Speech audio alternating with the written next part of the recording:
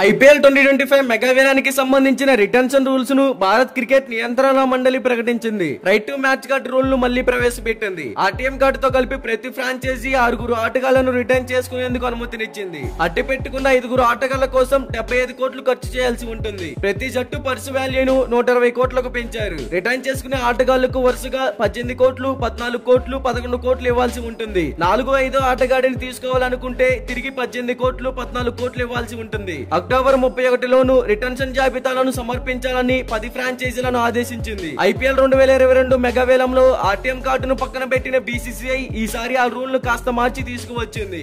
అయితే ఈ నయా ఆర్టీఎం రూల్ పై ఫ్రాంచైజీలు అసంతృప్తి వ్యక్తం చేస్తున్నట్లు తెలుస్తోంది. ఈ నయా రూల్ పై పునరాలోచన చేయాలని ఫ్రాంచైజీలు బీసీసీఐని కోరినట్లు వార్తలు వస్తున్నాయి. మెగా వేలానికి వదిలేసిన తమ ఆటగాళ్ల నుంచి ఫ్రాంచైజీలు ఆర్టీఎం కార్డు ద్వారా ఒకరిని తిరిగి కొనుగోలు చేయవచ్చు. అయితే గతంలో ఈ రూల్ ప్రకారం ప్రత్యర్థి ఫ్రాంచైజీ బిడ్ వేసిన ధరను చెల్లించి జట్టులోకి తీసుకునేది. కానీ ఈసారి బీసీసీఐ రూల్ ను మార్చింది. బిడ్ వేసిన టీం కు సదరు ప్లేయర్ ను తీసుకునేందుకు మరో అవకాశం ఇచ్చింది. మరోసారి బిడ్ వేసే వెసులుబాటును కల్పించింది. అప్పుడు ఆ ధరను చెల్లిస్తేనే ఆర్టీఎం కింద తమ ఆటగాడిని ఫ్రాంచైజీ తీసుకోవచ్చు. ఉదాహరణకు సన్ రైజర్స్ హైదరాబాద్ కు చెందిన ట్రావిస్ హెడ్ ను ఆ జట్టు వేలంలోకి వదిలేసింది. వేలంలో ఆర్సీబీ అతని కోసం 12 కోట్ల వరకు బిడ్ వేసి దక్కించుకుంది. అప్పుడు సన్ రైజర్స్ హైదరాబాద్ ఆర్టీఎం కార్డుతో ట్రావిస్ హెడ్ ని తీసుకోవాలనుకుంది. పాత రూల్ ప్రకారం 12 కోట్లు చెల్లించి తీసుకోవచ్చు. కానీ బీసీసీఐ నయా రూల్ ప్రకారం ఆర్సీబీ మరోసారి బిడ్ వేయవచ్చు. అప్పుడు ఆర్సీబీ 13 కోట్లకు బిడ్ వేస్తే సన్ రైజర్స్ హైదరాబాద్ ఆ డబ్బులను చెల్లించి మాత్రమే తీసుకోవాల్సి ఉంటుంది. లేదంటే ట్రావిస్ హెడ్ ఆర్సీబీకే దక్కుతాడు. మరి ఈ రూల్ పై క్రికెట్ ఫ్యాన్స్ గా మీరేమంటారో కామెంట్ చేయండి.